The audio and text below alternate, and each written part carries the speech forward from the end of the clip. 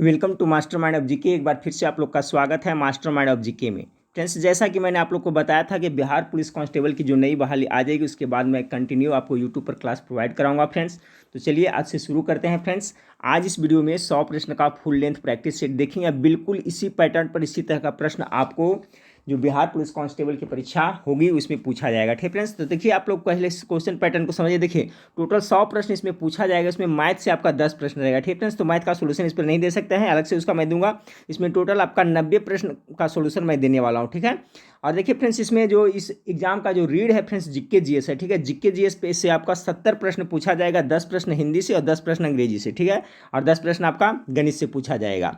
तो देखिए फ्रेंड्स, इस बार बहाली है जो बहुत अच्छी बहाली है और आपका 21,391 बहुत बड़ी सीटों की संख्या बहुत ज़्यादा है। इसलिए आप लोग अभी से पूरी तरह से तैयारी में जुट जाएं। आपको 3 से 4 महीना में एग्जाम ले लिया जाएगा फ्रेंड्स, तो आपके पास थोड़ा सा वक्त है। इसी वक्त में अभी से तैयारी करिएगा तो पूरा आपकी पूरी तैयारी हो जाएगी। और देखिए मैं फ्रेंड्स आपको यूट्यूब के माध्यम से और अपने एप्लीकेशन के माध्यम से और वेबसाइट के माध्यम से पूरा सिलेबस कवर कराने वाला हूं। इसलिए आप लोग हमारे टेलीग्राम चैनल, व्हाट्सएप ग्रुप और एप्लीकेशन और यूट्यूब से जरूर जुड़े रहें। परीक्षा तक आपकी कंप्लीट तैयारी करवा दीजिएगी और वो भी फ्री ऑफ कॉस्ट। ठीक है फ्रेंड्स, तो चलिए वीडियो को शुरू करते हैं। जो स्टूडेंट चैनल को अभी तक सब्सक्राइब नहीं किए हैं, चैनल को सब्सक्राइब कर बेल आइकन को जरूर दबा दीजिएगा। ठीक है फ्रेंड्स, तो चलिए देखिए मैथ का सेक्शन है, ये मैथ का सेक्शन को छोड़ देते हैं। बाकी यहाँ से 11 से हम लोग 90 प्रश्न को डिस्कस करते हैं। ठीक है फ्रेंड्स, अब प्रत्येक दिन मैं टाइम से कोशिश करूंगा कि एक फुल लेंथ प्रैक्टिस सेट आप लोग को प्रोवाइड करा दूं और साथ में 10 बजे रात में आपको लाइव क्लास भी प्रोवाइड कराऊं, जिसमें चैप्टर बाय चैप्टर सिलेबस के अनुसार मैं आपका कवर कराऊंगा, सिलेबस कवर कराऊंगा। ठीक है फ्रेंड्स, और मेरा एप्लीकेशन जो भी स्टूडेंट डाउनलोड नहीं किए हैं उनको जरूर डाउनलोड कर लेगा, क्योंकि उस पर मैं एक्टिव रहूँगा फ्रेंड्स। और उस पर है जो बिल्कुल सिलेबस के अनुसार प्रैक्टिस सेट में डालता रहूँगा।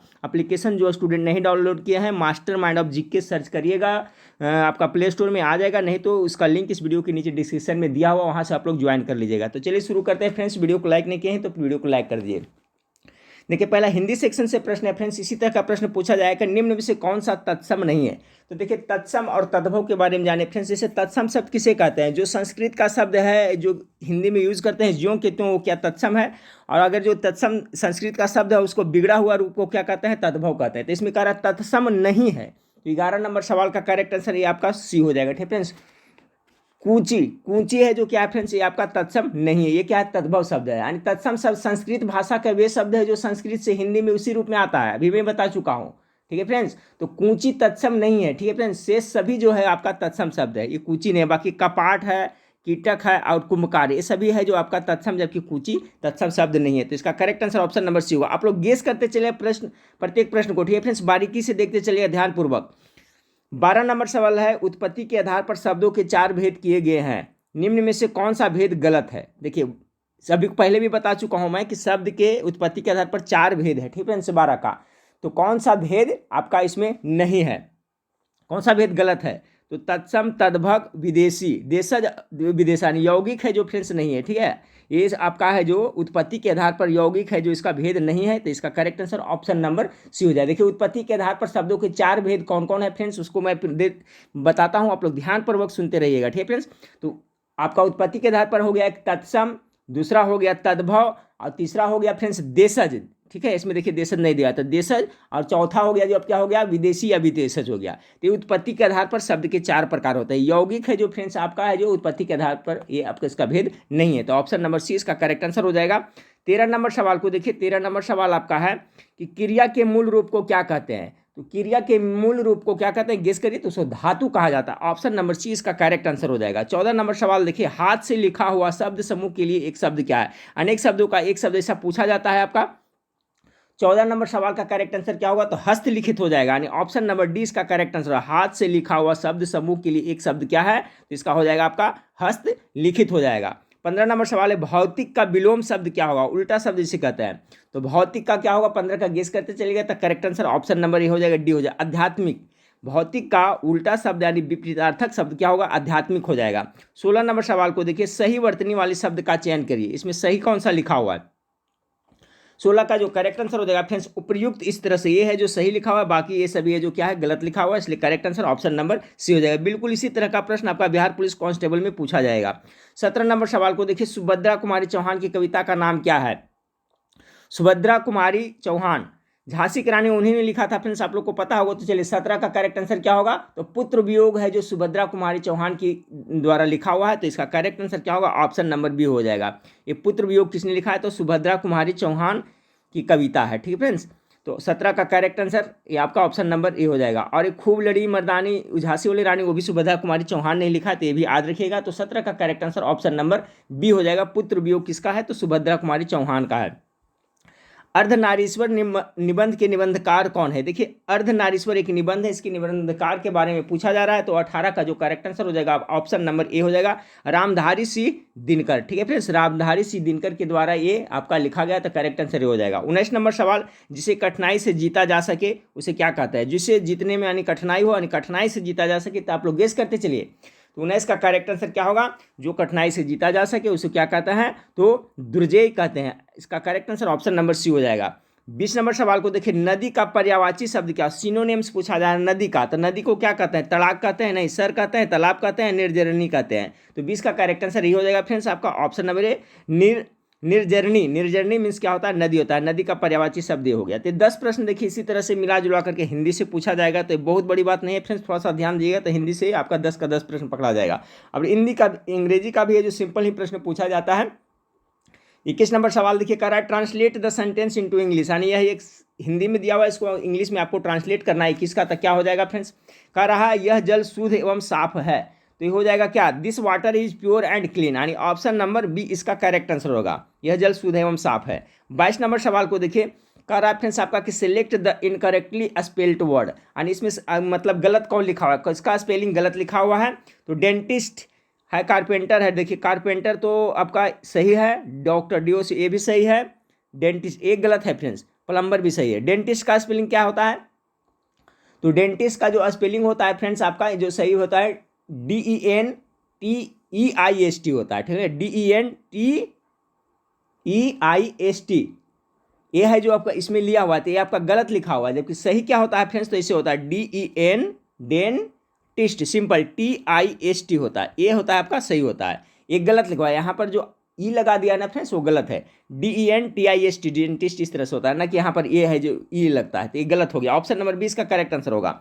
23 नंबर सवाल को देखिए, choose of the 4 alternatives that can substitute the given sentence, यानी कि अनेक शब्द का जो एक शब्द होता है फ्रेंड्स कि a book of paper written in hand, यानी कि हाथ द्वारा लिखा हुआ उसे क्या कहते हैं, तो 23 का जो करेक्ट आंसर हो जाएगा ऑप्शन नंबर सी हो जाएगा, उसे क्या कहते हैं, मनुस्क्रिप्ट कहते हैं, ठीक है फ्रेंड्स, मनुस्क्रिप्ट, अ बुक और पेपर रिटन विथ हैंड, हस्तलिखित, यानी हस्तलिखित जो रहता है उसे क्या कहते हैं, मनुस्क्रिप्ट कहते हैं। तो correct answer option number C, ये बहुत ज़्यादा इंपॉर्टेंट है, इसको जरूर याद रखिएगा फ्रेंड्स, ठीक है। अगला सवाल को देखिए, 24 नंबर सवाल आपका है, आप लोग इसका प्रैक्टिस करते चलिएगा फ्रेंड्स, इसमें से बहुत सारा सवाल का जवाब आप लोग को पता होगा, इसलिए जब तक मैं प्रश्न पढ़ता हूँ आप लोग इसका आंसर जरूर गेस करिएगा।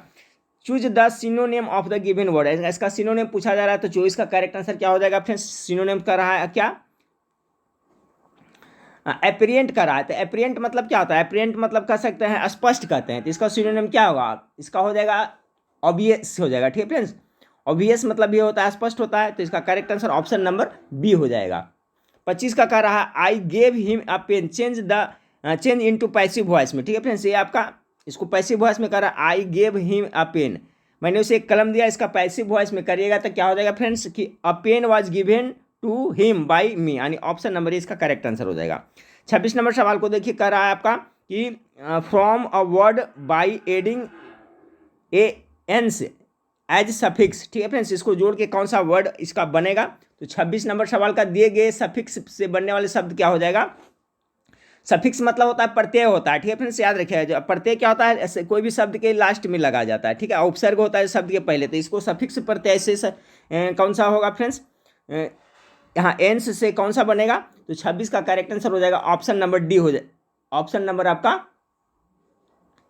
डी हो जाएगा, ठीक है फ्रेंड्स, एंस कराना तो एक्सेप्ट इसका करेक्ट आंसर हो जाएगा। 26 नंबर सवाल का दिए गए सफिक्स से बनने वाले शब्द क्या हो जाएगा आपका, तो यहाँ पर हो जाएगा आपका एक्सेप्टेंस हो जाएगा, इसमें आपका यहाँ पर एक्सेप्ट लिखिएगा तो एक शब्द बन जाएगा, ठीक है, एक्सेप्ट इसमें डालिएगा तो देखिए एक्सेप्टेंस इसका करेक्ट आंसर हो जाएगा, इससे आपका यहाँ पर तो ऑप्शन नंबर डी इसका करेक्ट आंसर होगा। 26 का करेक्ट आंसर क्या हो जाएगा, ऑप्शन नंबर डी हो जाएगा। यहाँ पर क्या भराएगा, ए भराएगा। तो इससे क्या क्या इसमें एंस जुड़ेगा तो एक्सेप्टेंस मतलब एक शब्द बन जाएगा। 27 नंबर सवाल को देखिए, find the predicate in the sentence.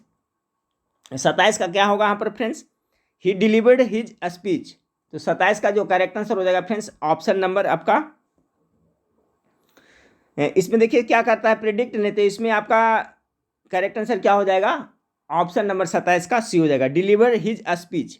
तो कह रहा है find the predicate in the sentence, तो इसमें जो आपका डिलीवर हिज स्पीच ये क्या हो जाएगा फ्रेंड्स, आपका प्रेडिकेट हो जाएगा। तो 27 का जो करेक्ट आंसर हो जाएगा आपका ऑप्शन नंबर सी इसका करेक्ट आंसर हो जाएगा, क्योंकि ही इसमें है जो फ्रेंड्स आपका क्या हो जाएगा, सब्जेक्ट हो जाएगा। तो प्रेडिकेट कौन हो जाएगा, डिलीवर हिज स्पीच, यानी ऑप्शन नंबर सी इसका करेक्ट आंसर हो जाएगा।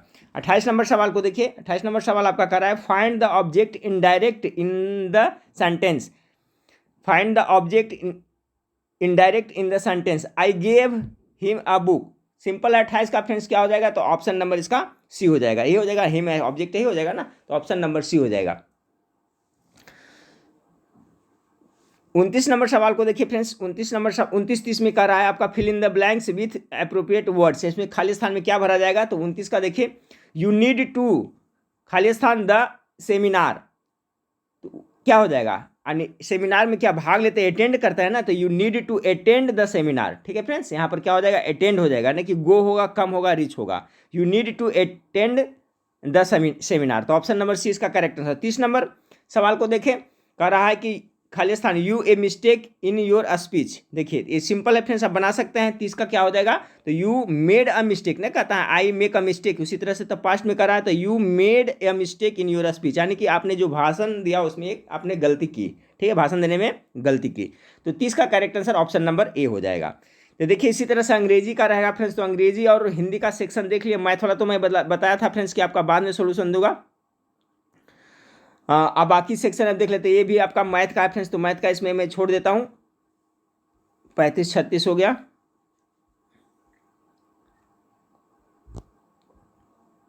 अब चलिए यहां से देखते हैं फ्रेंड्स, ये देखिए आपका फिजिक्स का क्वेश्चन यहां से है, कुछ है 41 नंबर सवाल से देखते हैं।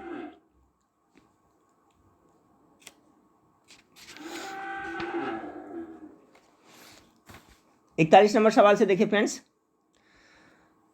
कह रहा है पारदर्शी माध्यम का अपवर्तनांक क्या होगा जिसमें वह निर्वात में अदृश्य हो जाए। ठीक है फ्रेंड्स, निर्वात मतलब समझ रहे हैं जहां पर वायु नहीं रहता है, ठीक है, जहां पर बिल्कुल हवा नहीं रहता है। तो पारदर्शी माध्यम का अपवर्तनांक क्या होगा जिससे वह निर्वात में अदृश्य हो जाए। तो 41 नंबर सवाल का करेक्ट आंसर ऑप्शन नंबर ए हो जाएगा। कितना हो जाएगा, 1 हो जाएगा। पारदर्शी माध्यम का अपवर्तनांक 1 होगा जिससे वह निर्वात में अदृश्य हो जाता है। तो ये सभी डायरेक्ट याद रखिएगा कि पारदर्शी माध्यम का अपवर्तनांक कितना होगा तो वो निर्वात में अदृश्य हो जाएगा, तो 1 रहेगा। अगर पारदर्शी माध्यम का अपवर्तनांक 1 रहेगा तो क्या होगा, अदृश्य हो जाएगा। तो ऑप्शन नंबर ए इसका करेक्ट आंसर है।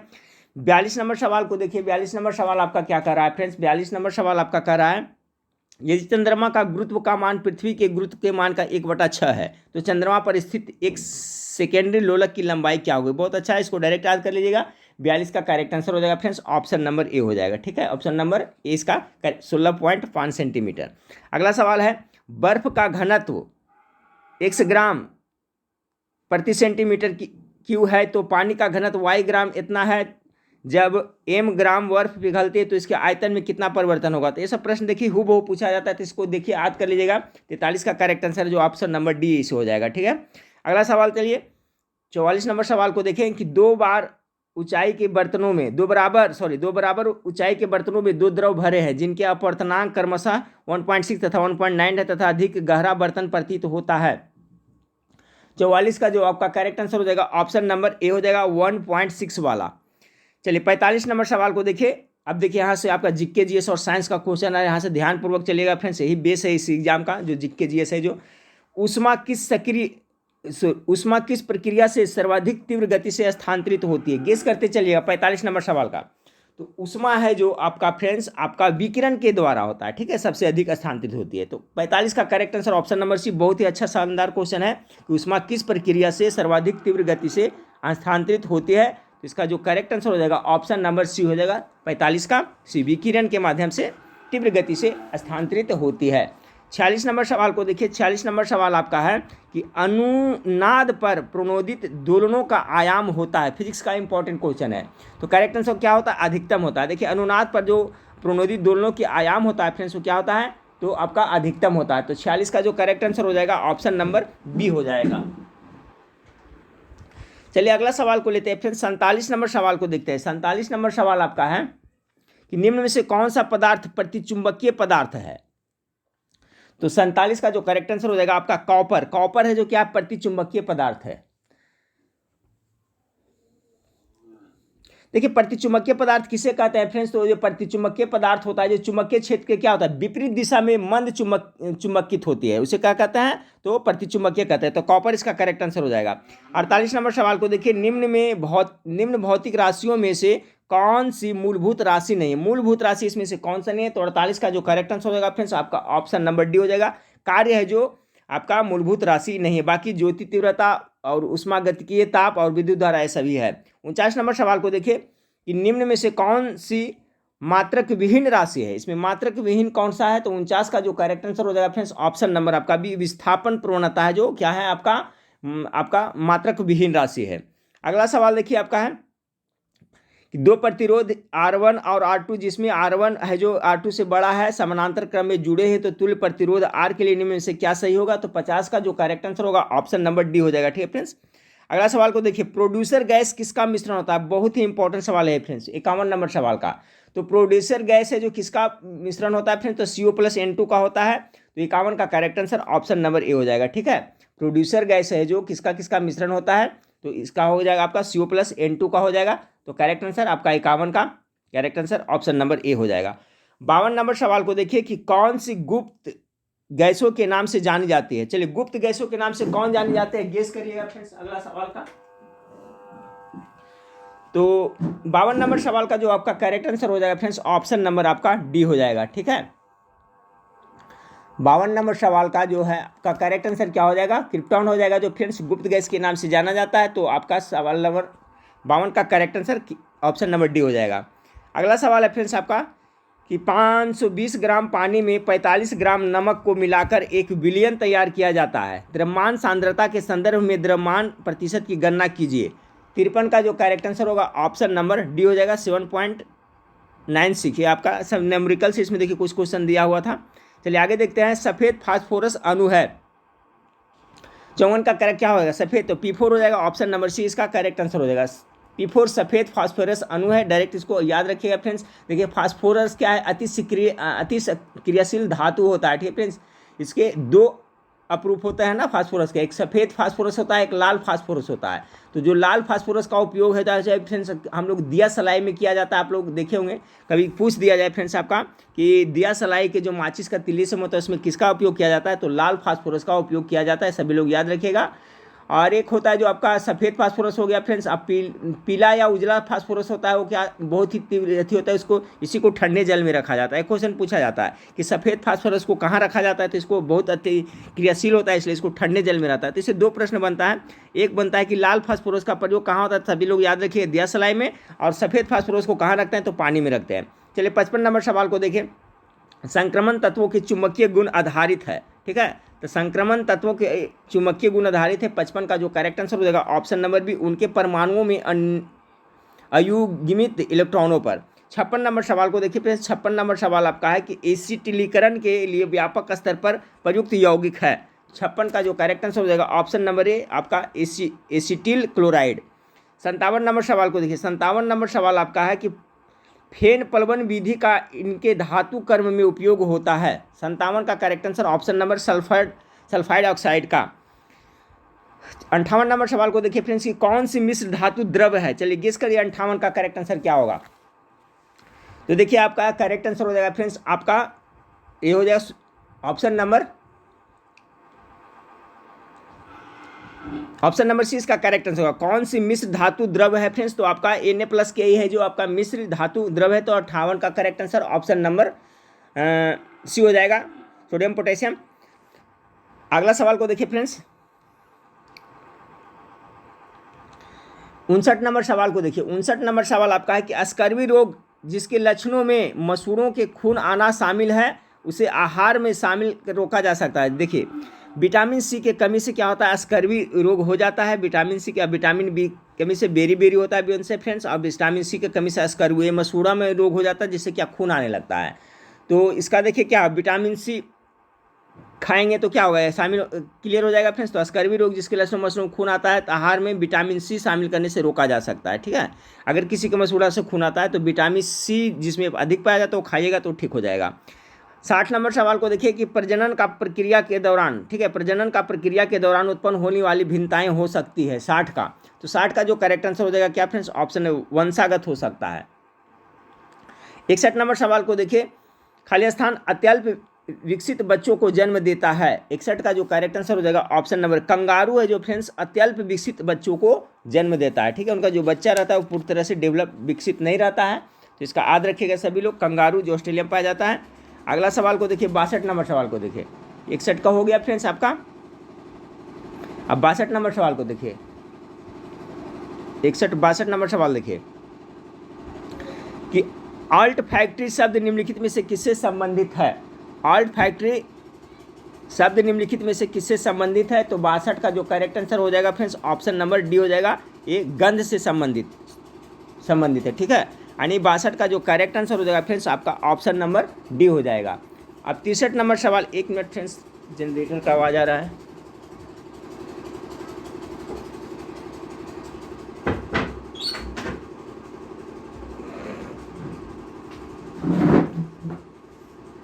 बासठ नंबर सवाल का जो करेक्ट आंसर हो जाएगा फ्रेंड्स कि ऑल्ट फैक्ट्री शब्द निम्नलिखित में से किससे संबंधित है। तो 62 का जो करेक्ट आंसर हो जाएगा ऑप्शन नंबर डी, इसका गंध हो जाएगा।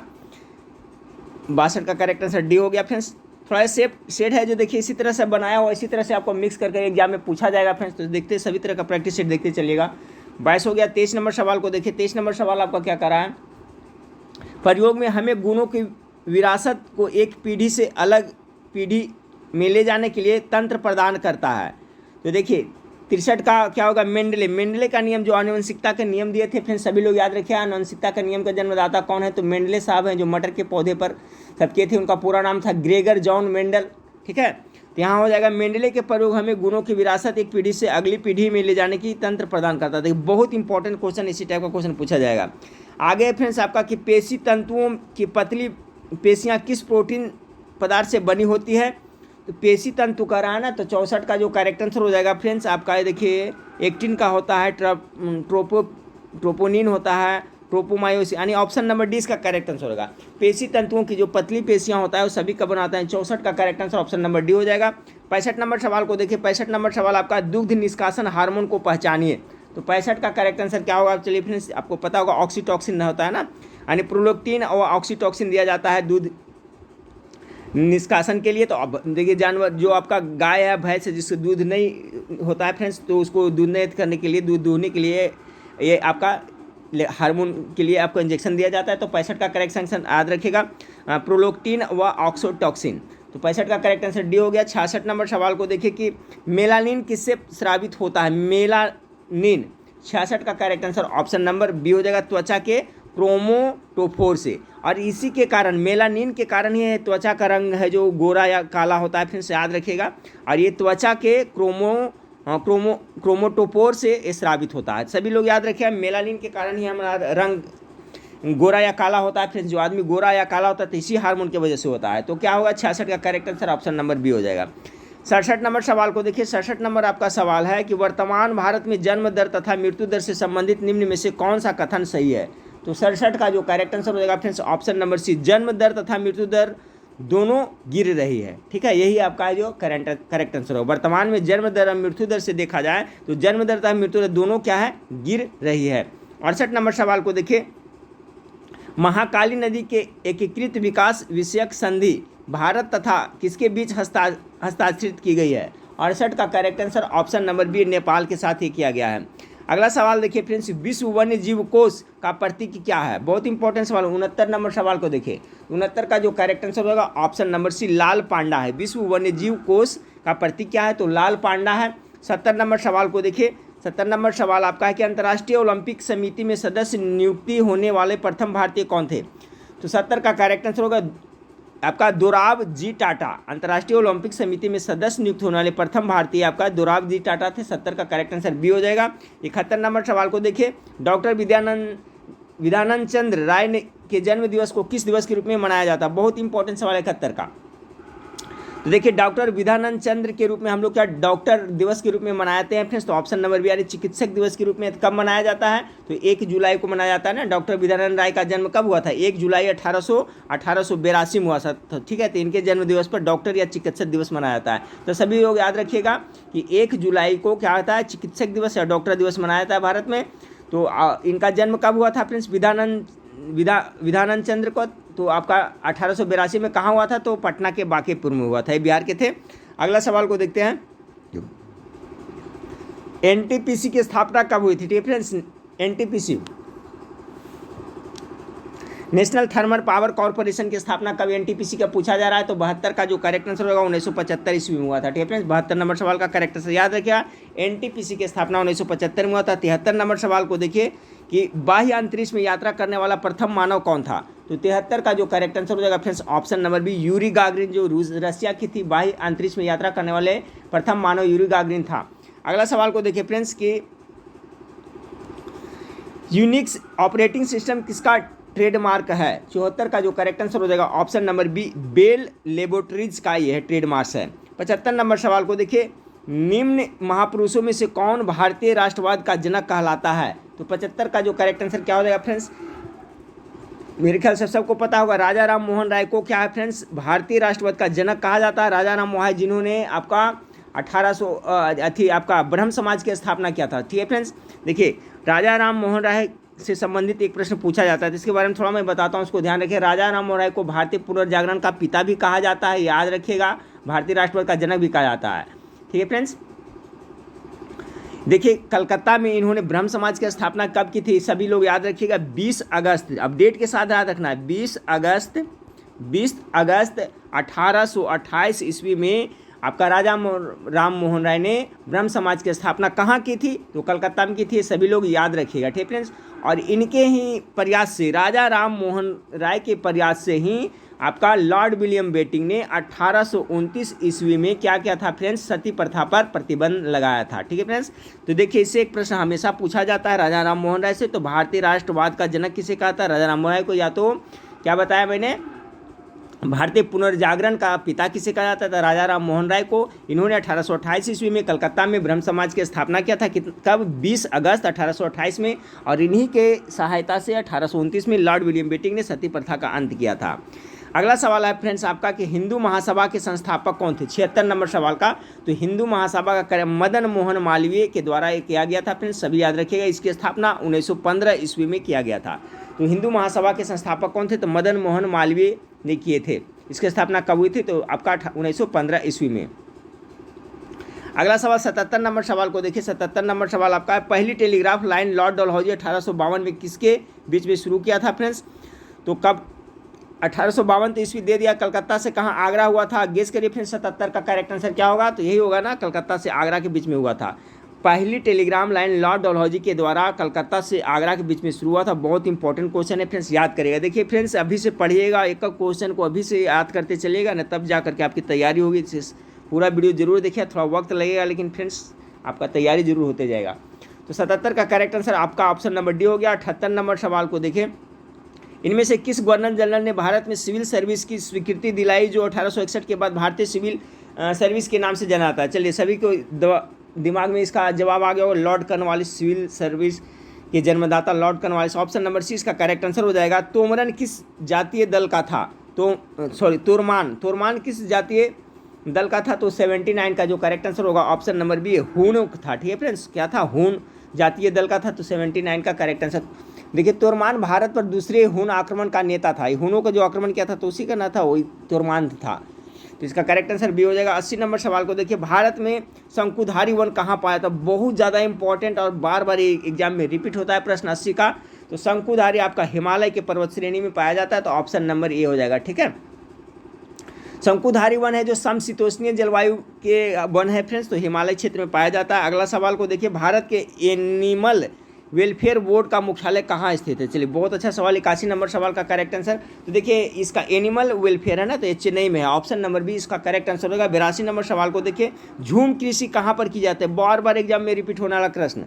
तो झूम कृषि कहाँ होती है फ्रेंड्स? तो उत्तर पूर्व भारत में होती है ना, उत्तर पूर्व भारत में झूम कृषि होती है। ठीक है, यह प्रकार का स्थानीय कृषि प्रकार है। यह क्या कहाँ होता है? तो देखिए ज़्यादातर झूम की खेती कृषि होता है जो पहाड़ी क्षेत्र में होता है। ठीक है ना, पहाड़ी क्षेत्र में देखने को मिलता है। तो उत्तर पूर्व भारत में ज़्यादा आपका होता है झूम की खेती। चलिए 83 नंबर सवाल को देखते हैं। 83 नंबर सवाल आपका है, 83 नंबर सवाल आपका है फ्रेंड्स कि विश्व में सेबों का सर्वाधिक उत्पादन करने वाला देश कौन है? सेबों का उत्पादन करना सबसे ज़्यादा सेब कहाँ होता है? तो करेक्ट आंसर आपका चाइना हो जाएगा। 84 नंबर सवाल को देखिए, भारत में पहली सूती मिल की स्थापना मुंबई में करने का कारण क्या था? तो 84 का देखिए क्वेश्चन अच्छा है फ्रेंड्स। इस कारण से क्या होता है? क्योंकि वहाँ पर आपका हर एक चीज़ की सुविधा थी, पतन क्या नहीं, बंदरगाह की सुविधा थी, कपास कच्चा माल जल्दी मिल जाता था, आसानी से पूंजी भी उपलब्ध था। यही कारण है कि भारत में सूती मिल की स्थापना मुंबई में हुआ था। ऑप्शन नंबर डी इसका करेक्ट आंसर हो जाएगा। डक्टिन ऑफ लैब्स के आविष्कारक कौन थे? ये भी एग्जाम बहुत बार आपका एग्जाम बिहार पुलिस और आपका उत्पाद पुलिस में रिपीट हो चुका है। तो 85 का जो करेक्ट आंसर हो जाएगा option number D, Lord Dalhousie. ठीक है, डक्टिन ऑफ लैब्स के आविष्कारक कौन थे? तो लॉर्ड डलहौजी। देखो ये अंग्रेजी कर दिया फिर इसी का होता है हड़प नीति। तो डक्ट्रिन ऑफ लैब्स यानी हड़प नीति के जन्मदाता कौन था? लॉर्ड डलहौजी। अगला सवाल, मजदूरी वेतन कानून और न्यूनतम मजदूरी कानून क्रमशः कब पास हुए थे? बहुत इंपॉर्टेंट सवाल है। मजदूरी वेतन कानून और न्यूनतम मजदूरी कानून। तो 86 का जो करेक्ट आंसर हो जाएगा ऑप्शन नंबर सी, 1936 और 48। और मजदूरी वेतन कानून हुआ था 36 में और न्यूनतम मजदूरी कानून कब हुआ था? तो 1948 में। ठीक है फ्रेंड्स, मजदूरी वेतन कानून कब हुआ था? तो आपका 36 में और न्यूनतम मजदूरी 48 में। 87 नंबर सवाल को देखिए, निम्न में से कौन सा हड़प्पा स्थल व्यापार का केंद्र था? सबका दिमाग में होगा फिर व्यापार का केंद्र कौन हो जाएगा? लोथल है कि कालीबंगा है, रोपड़ शुरू होता था। निम्न में से कौन सा हड़प्पा स्थल व्यापार का केंद्र था? तो 87 का कौन सा हो जाएगा? 87 का लोथल। लोथल जो प्रमुख बंदरगाह था फ्रेंड्स। ठीक है, तो लोथल नामक स्थान हड़प्पा स्थल में क्या व्यापार का केंद्र था। लोथल से ही फारस के मापतोल के पैमाने प्राप्त हुए, क्वेश्चन पूछा जाता है, सभी लोग याद रखिएगा। 88 नंबर सवाल आपका, कौन सी मिट्टी के अधिक जलधारण क्षमता के कारण सिंचाई की आवश्यकता कम होती? बहुत इंपॉर्टेंट सवाल 88 नंबर सवाल का। देख काली मिट्टी जो कपास की खेती के लिए होती है, इसमें क्या अधिक जलधारण की क्षमता होती है। अगला सवाल देखिए, निम्नलिखित में से विश्व का वह लंबी सिंचाई नहर कौन सी है? चलिए 89 का जो पूर्णतः स्तरीय है, तो 89 का करेक्ट आंसर ये होगा इंदिरा गांधी कैनाल। ठीक है, कैनाल। अगला 90 नंबर सवाल को देखिए कि वर्षा पर निर्भर भूमि को क्या कहते हैं? बहुत इंपॉर्टेंट सवाल 90 का, तो उसे क्या कहता है? वर्षा सिंचित कहते हैं। 91 नंबर सवाल के, राष्ट्रीय पोत डिजाइन तथा अनुसंधान केंद्र कहाँ है? पोत वाला। तो 91 का करेक्ट आंसर हो जाएगा फ्रेंड्स, ये विशाखापट्टनम में पड़ता है। राष्ट्रीय पोत डिजाइन अनुसंधान कहाँ है? तो विशाखापट्टनम में पड़ता है। चलिए फ्रेंड्स, कितना सवाल हो गया आपका? 90 सवाल हो गया ना। अब 92 नंबर सवाल, 91 सवाल हो गया। 92 नंबर सवाल को देखिए कि आपका क्षुद्र ग्रह के बीच में देखे जाते हैं। तो 92 का correct answer option number A, मंगल और बृहस्पति के बीच में क्षुद्र ग्रह देखे जाते हैं। ठीक है फ्रेंड्स, जो क्षुद्र ग्रह है जो मंगल और बृहस्पति के बीच में देखे जाते हैं। तो क्षुद्र ग्रह भी होते हैं जो जिस तरह से ग्रह पृथ्वी की परिक्रमा करते हैं उसी तरह से भी करते हैं। चलिए अगला 93 नंबर सवाल को देखिए कि किस पर्वतीय स्थल को सतपुड़ा की रानी कहते हैं? तो 93 का करेक्ट आंसर क्या हो, गेस करिएगा। तो पंचमढ़ी को सतपुड़ा की रानी कहा जाता है। 93 का करेक्ट आंसर ये हो जाएगा। 94 नंबर सवाल को देखिए। 94 नंबर सवाल आपका है कि इनमें से किस प्राकृतिक संसाधन का भंडार सीमित है? 94 का, तो देखिए खनिज तेल का जो भंडारण है जो क्या फ्रेंड्स इसका सीमित है। इनमें से किस प्राकृतिक संसाधन का भंडार सीमित है? तो 94 का जो करेक्ट आंसर हो जाएगा आपका खनिज तेल का सीमित है। 95 नंबर सवाल को देखिए। 95 नंबर सवाल आपका है कि राष्ट्रीयता कुछ मनुष्यों की एक साथ रहने की भावना है, यह किसने कहा था? बहुत इंपॉर्टेंट सवाल है। राष्ट्रीयता कुछ मनुष्यों की एक साथ रहने की भावना है, यह किसने कहा था? तो 95 का जो करेक्ट आंसर हो जाएगा ऑप्शन नंबर ए, मैकीवर ने कहा था। 96 नंबर सवाल को देखिए कि कौन सा विषय 42वीं संशोधन द्वारा 1976 में राज्य सूची से हटाकर समवर्ती सूची में किया गया था? बहुत अच्छा सवाल है 96 का। तो देखिए स्वास्थ्य, जनसंख्या और शिक्षा सभी को है जो हटा करके 42वें संविधान संशोधन में हटा करके समवर्ती राज्य सूची से हटा करके समवर्ती सूची में शामिल कर दिया गया था। ठीक है फ्रेंड्स, स्वास्थ्य, शिक्षा और जनसंख्या, तो सभी लोग याद रखिए, शिक्षा है जो समवर्ती सूची का विषय है, जनसंख्या समवर्ती सूची का विषय है, स्वास्थ्य भी है जो समवर्ती सूची का आपका विषय है। और ये समवर्ती सूची है जो ऑस्ट्रेलिया के संविधान से भारत में लिया गया है। चलिए 97 नंबर सवाल को देखिए, कि संविधान संशोधन अधिनियम द्वारा संपत्ति मूल अधिकार नहीं रहा, तो सभी को पता होगा 97 का ये 44वां संविधान संशोधन द्वारा हटा दिया गया है फ्रेंड्स। ठीक है, अब ये कानूनी विधिक अधिकार के अंतर्गत आता है। 98, एक अधिकारी प्रतियोगिता की एक अनिवार्य शर्त है। 98 का जो करेक्ट आंसर हो जाएगा फ्रेंड्स ऑप्शन नंबर सी हो जाएगा, उत्पाद विभेद। देखिए इसमें इस प्रैक्टिस सेट में सभी तरह का प्रश्न आपको देखने को मिला, थोड़ा टफ भी देखने को मिला, न्यूमेरिकल भी देखने को मिला फ्रेंड्स। तो इसी तरह से सब तरह का मैं प्रैक्टिस सेट आप लोग को प्रोवाइड कराऊंगा। 99 नंबर सवाल को देखें, निम्नलिखित कारकों में से कौन सा जाति उद्भव, ठीक है, यानी जब मौजूदा जातियों से नई जातियां विकसित होती है, तो निम्नलिखित कारकों में से कौन सा जाति उद्भव में योगदान नहीं करता है, तो 99 का करेक्ट आंसर ऑप्शन नंबर ए हो जाएगा, अपसारी विकास है जो इसमें नहीं करता है। चलिए आज का लास्ट सवाल देखते हैं फ्रेंड्स। लास्ट सवाल आपका है कि लैंगिक प्रजननशील प्राणियों में समान गुण के वंशाणुओं के कितने प्रतिरूप मौजूद होते हैं, बहुत इंपॉर्टेंट सवाल है।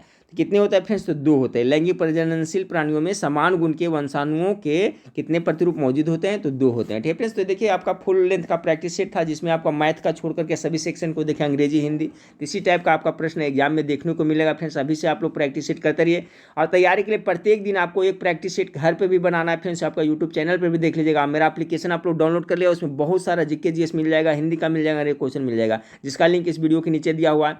साथ में मेरा जो वेबसाइट है मास्टरमाइंड ऑफ जीके, उसको भी सर्च करिए, तो उसमें बिहार पुलिस का बहुत सारा प्रैक्टिस सेट है। ठीक है फ्रेंड्स, तो चलिए नेक्स्ट वीडियो में फिर मिलते हैं। देखने के लिए थैंक यू, धन्यवाद।